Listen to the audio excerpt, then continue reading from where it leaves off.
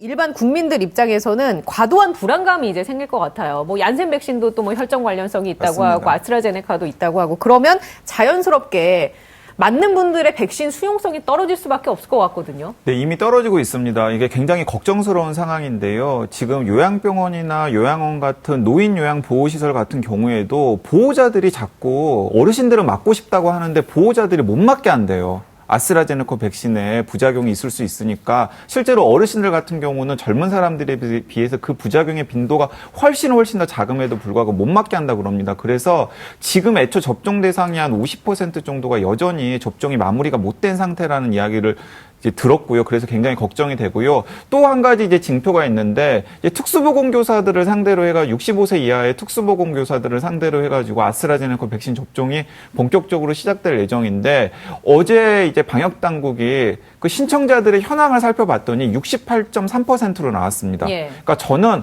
50%대까지 떨어질 줄 알았는데 그나마 특수보건교사 선생님들께서 우리 학생들의 안전을 위해서 내가 부작용을 감수하고라도 맞겠다라고 하는 분이 10명 중에 7분 정도 되니까 저는 굉장히 존경을 표시하고 싶습니다. 하지만 한 3분 정도는, 그러니까 10명 중에 3분 정도 30%는 접종을 하지 않겠다라고 말씀을 지금 하셨다라는 거고 앞으로 백신 접종의 연령대가 낮아지면 낮아질수록 그런 분들이 더 늘어날 가능성이 크고 또 그런 분들이 어르신들한테 자꾸 불안감을 조장할 겁니다, 분명히. 뭐 소셜미디어라던가 아니면 일부 언론 등을 통해서 아스트라제네카 백신 접종 혈전이 생길 수 있으니까 맞지 마세요 이런 식으로 또 불안감을 조정하면 더 백신 수용성이 떨어질 가능성이 있기 때문에 지금 예. 걱정이 되는 거죠. 그 백신 수용성을 좀 높이려면 우리가 어떻게 해야 될까요? 아이디어를 좀 주시죠. 네, 이제 몇 가지 방법이 있어 보이는데요. 뭐 시청자분들께서도 좋은 의견이 있으면 댓글로 주시면 좋겠는데 저는 좀 이랬으면 좋겠다라는 생각이 듭니다. 예를 들어서 특수보건교사들한테 접종을 아스트라제네카 백신을 확보를 해놨잖아요. 그런데 70%만 맞겠다고 하고 30%는 접종하지 않겠다고 했습니다. 그러면 그 30%는 일반 시민들 중에서 백신 접종을 희망하는 희망자 명단 리스트를 만들어 놓은 다음에 그분들을 순서대로 우선 접종을 해보자는 겁니다. 대체를 하는 거군요. 네, 대체를 하는 겁니다. 예를 들어서 일반 시민들 중에서 우리 TBS 코로나 특보 같은 걸 보면서 아스트라제네카 백신 부작용 그다지 걱정할 거 없고 이 우리나라 공동체 안전을 위해서 먼저 나는 백신 접종하고 싶은데 순서가 안 되는 분들 있단 말이죠. 예를 들어 설 교수님이나 저 같은 사람, 최지은 아나운서 같은 분들입니다. 그런 분들 리스트에 올려놓은 다음에 안 맞겠다는 사람 대신에 내가 맞겠다라는 거예요. 그러면 어떤 일이 생기냐면 내가 손을 들었으면 나한테 올 백신이 내가 손을 들지 않았기 때문에 강량구 기자 같은 사람한테 가는 거예요. 예. 이제 그런 상황에서는 좀 더 백신을 맞게 될 가능성이 높아지겠죠.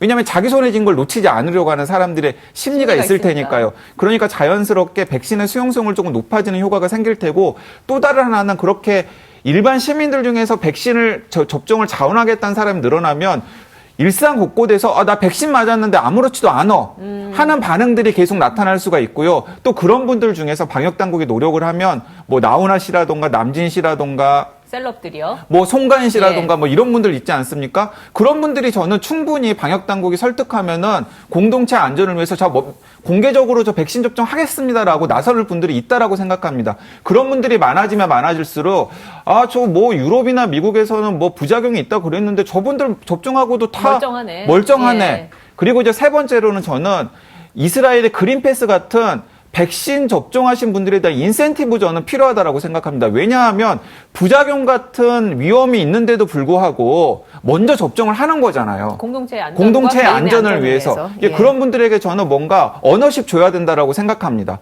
예를 들어서 뭐 헬스장이라던가 수영장이라던가 카페 같은 거 출입을 할 때 훨씬 더 자유롭게 출입할 수 있게 한다든지 같은 여러 가지 형태의 인센티브 저는 줘야 된다라고 생각하고요.